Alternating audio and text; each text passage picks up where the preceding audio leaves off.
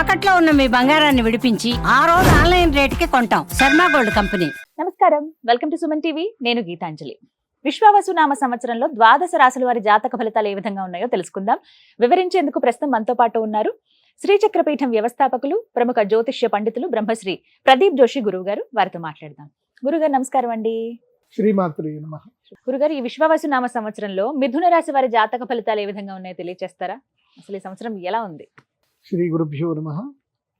శ్రీమాత్రే నమః. విద్యుద్ధామ సమప్రభాం మృగపతి స్కంధస్థితాం భీషణాం కన్యాభిక్కరవాలకేట విలసదస్తాభిరా సేవితాం హస్తైశ్చక్ర గదాసికేట విశికాంశ్చాపం గుణం తర్జనీం బిభ్రాణాం అనలాత్మికాం శశిధరాం దుర్గాం త్రినేత్రాం భజే. శ్రీమాత్రే నమః. శ్రీ గురుభ్యో నమః. మేషాది ద్వాదశ రాశుల యొక్క ఫలితాలు మనం ఈ విశ్వావసు నవ సంవత్సరంలో తెలుసుకోబోతున్నాం. ముందుగా ప్రేక్షకులందరికీ, సనాతన ధర్మ బంధువులందరికీ మీకు కూడా శ్రీ విశ్వావసు నామ సంవత్సర ఉగాది శుభాకాంక్షలు. ధన్యవాదాలండి. శ్రీ గురుభ్యో నమః. శ్రీమాత్రే నమః. మిథునం. మిథునం అంటే ఏంటి? జంట. జంట అంటే ఏంది? కలిసి ఉండాల్సింది, బ్యాలెన్సింగ్ గా ఉండాల్సింది.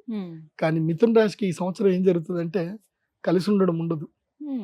ఎవరైతే కలిసిన వాళ్ళు ఉంటారో వాళ్ళందరూ కూడా విడిపోతారు. స్నేహితుల మధ్యన వైరం ఏర్పడుతుంది. నిజ రూపాలు కనిపిస్తాయి. నిజం చెప్పాలంటే మిథున రాశి వారికి నిజమైన స్నేహితుడు ఎవరు, నిజమైన దుర్మార్గుడు ఎవరు, తన జీవితానికి ఉపయోగపడే వ్యక్తి ఎవరు, తన జీవితాన్ని పాడు చేస్తున్న వ్యక్తి ఎవరు, ఈ రియలైజేషన్ మొత్తం తెలిసిపోతుంది. కానీ నిజం నిష్ఠూరమైంది, తట్టుకోలేం మనం. కష్టం అనిపిస్తుంది. నీ లైఫ్ పార్ట్నరే నిన్ను మోసం చేస్తుంది అని నీకు నీ కళ్ళతో చూసి కరెక్ట్ గా తెలిసినా దాన్ని తట్టుకోలేకపోతారు. జీవితం లైఫ్ పార్ట్నర్ కావచ్చు, లేదు బిజినెస్ పార్ట్నర్ కావచ్చు. ఇప్పుడు మన ఎంప్లాయీస్ అందరు పని చేస్తున్నా కరెక్ట్ గా ఉన్నారని మనం అనుకుంటాం. మనం ఇప్పుడు ప్రతి చోట ఒక చిన్న నమ్మకం పెట్టి అన్ని వదిలేస్తాం. ప్రతి చోట వెళ్ళి ఎగ్జామినేషన్ చేయమంటే కుదరదు. కానీ ఆ ఎంప్లాయీస్ కనుక మోసం చేస్తున్నారని తెలిస్తే, ఆ ఎంప్లాయీస్ తన ముందు ఎదిగారు, వాళ్ళ వల్ల తను ఎదిగాను అని చెప్పి వాళ్ళని ఏమనకుండా ఉండాలా అనేది తటస్థంగా ఉండిపోతారు. సో ఇలాంటి పరిస్థితి మిథున రాశి వారికి ఏర్పడుతుంది. మిథున రాశి వారికి ఆదాయము 14, సంపదలు బాగా ఉంటాయి, వ్యయము 2, ఖర్చులు తక్కువ ఉంటాయి. నేను అందుకే చెప్పాను, మిథున రాశి వారు ఏంటంటే నిమ్మకు నీరెత్తినట్టు ఉండండి. మీ పని మీరు చేసుకుంటూ రండి. ఉద్యోగ జీవితంలో ఎట్టి పరిస్థితుల్లో రిస్కులు తీసుకోవద్దు. అట్లాగే రాజపూజ్యము 4, అవమానం 3. మిమ్మల్ని తిట్టే వాళ్ళు 9, మెచ్చుకునే వాళ్ళు 9 ఉంటే తిట్టేవాళ్ళు 3 ఉంటారు. కాబట్టి ముఖ్యంగా అత్తగారింట్లో పోకట్లకు వెళ్ళకండి. మీ అత్తగారింటికి ఎక్కడైనా మర్యాదలకు, నాకు మర్యాద జరగలేదు అని మర్యాద రామన్నలాగా చేయకండి. ఓకే, చేస్తే మర్యాద రామన్న సినిమాలో సునీల్కి ఏం జరిగిందో మీకు అదే జరుగుతుంది. కాబట్టి జాగ్రత్తగా ఉండండి. నో మర్యాద, ఏది ఉంటే అది, అంతే. హ్యాపీగా ఉండండి. మిథున రాశి వారికి ఈ సంవత్సరంలో కేవలం 2 నెలలు మాత్రం అదృష్టయోగం ఉంది. 2 నెలలు మాత్రమే. అది ఏమిటి అంటే అక్టోబర్, నవంబర్. ఈ 2 నెలలు మాత్రం సంపదలు వస్తాయి, అనుకున్న పనులు నెరవేరుతాయి, బాగుంటుంది. పెళ్ళిళ్ళు ఏమైనా ఉంటే ఈ టైంలోనే జరుగుతాయి. నవంబర్లో మాత్రం పెళ్ళి, అక్టోబర్లో పెళ్లి చేసేసుకోండి. నేనేమంటానంటే మిథున రాశి వారు ఈ సంవత్సరం పెళ్లిళ్ళు చేసుకుంటే మంచిది. ఎందుకోసం అంటే మీకు ఒక సంవత్సరం పాటు బాగా లేదు కాబట్టి పెళ్లిళ్ళు చేసుకోండి. బాగాలేకపోతే పెళ్లి చేసుకోవడం ఏంటి అని అంటే ఆ టైంలోనే పెళ్లి చేసుకుంటే నీ భార్య జాతకంతో అయినా నీకు ఏదైనా కలిసి వస్తుంది. సో నేను లక్కున్న వాళ్ళకి పెళ్లి చేసుకోవద్దని చెప్తాను. ఎందుకోసం అంటే ఆ ఉన్న లక్క కాస్త పోతుంది.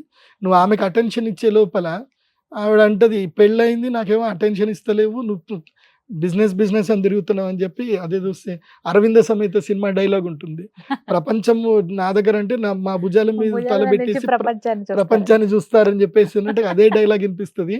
ఇంకేం చేయలేరు జీవితంలో. కాబట్టి నేను చెప్పేది ఏంటంటే మిథున రాశి వాళ్ళు పెళ్లి చేసుకోండి. నేను 6 రాశులు చెప్తా. ఈ 6 రాశుల వాళ్ళు పెళ్లి చేసుకోకండి. ఈ సంవత్సరం పెళ్లి చేసుకొని రిలేషన్షిప్ లో పోవాల్సిన వాళ్ళు ఎవరు అంటే మిథున రాశి, కర్కాటక రాశి, కన్యా రాశి, వృశ్చిక రాశి, మకర, కుంభ, ఈ రాశి వాళ్ళందరూ పెళ్లిళ్ళు చేసుకోండి.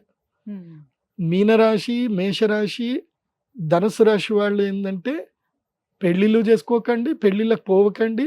అసలు పెళ్ళి, రిలేషన్షిప్, మ్యారేజ్ ఇది ఏవి వద్దు.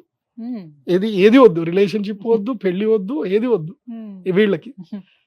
పెళ్లి చేసుకోకూడని రాశులు ఏంది అని అంటే వృషభ రాశి, సింహరాశి, తులారాశి, ధనుసు రాశి, మకర రాశి, వీళ్ళందరూ పెళ్లి చేసుకోవద్దు, వద్దు. వద్దు. ఎందుకోసమంటే ఇది అదృష్ట సమయం, ఇది ఉన్న అదృష్టం కాస్త వెళ్ళిపోతుంది. ఎందుకోసమంటే నువ్వు ఆ టైంలో పెళ్ళాన్ని చూసుకుంటావా, నీ జీవితాన్ని చూసుకుంటావా? సో పెళ్ళి అంటే ఇంకా ఉంటది, ఇంకా మళ్ళీ హనీమూన్ ట్రిప్ అనాలి, అక్కడ అనాలి, ఇక్కడ అనాలి, టైం అంతా అటే పోతుంది, వేస్ట్ అయిపోతుంది.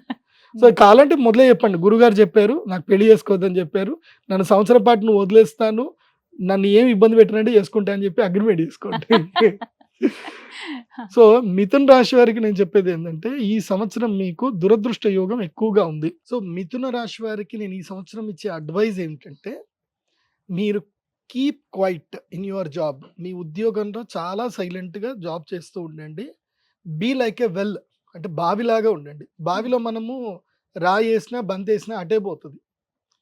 Don't be like a wall, గోడలాగా ఉండకండి. ఎవరు ఏదైనా రియాక్ట్ అవ్వకండి. రియాక్ట్ అయిపోయారు అంటే నష్టం మీకే.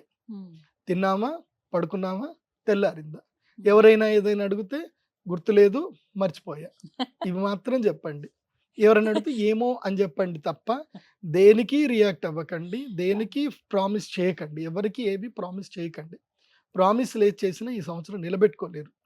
మీ పాటికి మీరు జాగ్రత్తగా ఉండండి. ఇప్పుడు మనం ఫ్లైట్లో వెళ్ళేటప్పుడు అప్నే నకాబ్ పైలే సమాలిజీ అని అంటారు. అంటే ఏదైనా జరిగితే ఫస్ట్ మీ యొక్క ఆక్సిజన్ మీద పెట్టుకోండి, తర్వాత మీరు ఇతరులకు హెల్ప్ చేయండి అని చెప్తారు. అట్లా ఫస్ట్ మీ ఆక్సిజన్ మీరు చూసుకోండి. కాబట్టి మీ వరకు మీరు ఉండండి. ఎక్కువగా కామెంట్స్ చేయకండి, ఎక్కువగా సోషల్ మీడియాలో రియాక్ట్ అవ్వకండి. ముఖ్యంగా మిథున రాశిలో దశమ స్థానం లోపలికి మనకి ఏది 9వ స్థానం లోపలికి రాహు వెళ్ళిపోతాడు కాబట్టి అదృష్టాన్ని తినేస్తాడు రాహు. నీకు వచ్చేది కూడా రాకుండా పోతుంది. కాబట్టి మెయిన్గా గాసిప్స్లో అస్సలు ఇంటరాక్ట్ అవ్వకూడదు. ఇప్పుడు ఒక ఆఫీస్ హెడ్ ఉంటాడు, ఆయన గురించి ఏదో స్టాఫ్ రూమ్లో గాసిప్ జరుగుతూ ఉంటాయి. ఆ గాసిప్స్లో వీళ్ళు ఏదైనా అరిచారనుకో, వీళ్ళదే రికార్డ్ చేసి అడిగి పంపిస్తారు, అయిపోయి ఇంకా ఇష్క. కాబట్టి గాసిప్స్లో జోలికి వెళ్ళకండి. ఎంతవరకు ఉందో అంత మంచిగా బాగుంది, అంతకు మించి ఎక్కువ మాట్లాడద్దు. ఎక్కువ వినండి, తక్కువ మాట్లాడండి మిథున రాశి. అండ్ మీకు నేను చెప్పేది ఏంటంటే అక్షయ తృతీయ రోజున మహాలక్ష్మి యాగం చేసుకోండి. ఈ నష్టం రాకుండా ఆ అమ్మవారు నిన్ను కాపాడుతుంది. అక్షయ తృతీయ ఏప్రిల్ 30వ తారీఖు అక్షయ తృతీయ రోజు అమ్మవారి దగ్గరికి రండి, మహాలక్ష్మి యాగం చేయండి. ఆ అమ్మ అనుగ్రహంతో మీకు ఆ 2 నెలలు కూడా మీకు జాక్పాట్లో అదృష్టం కలిసి వచ్చే అవకాశం ఉంటుంది. ఇదే ఒక పరిహారం వారికి. ఇదే పరిహారం. ధన్యవాదాలు గురుగారు.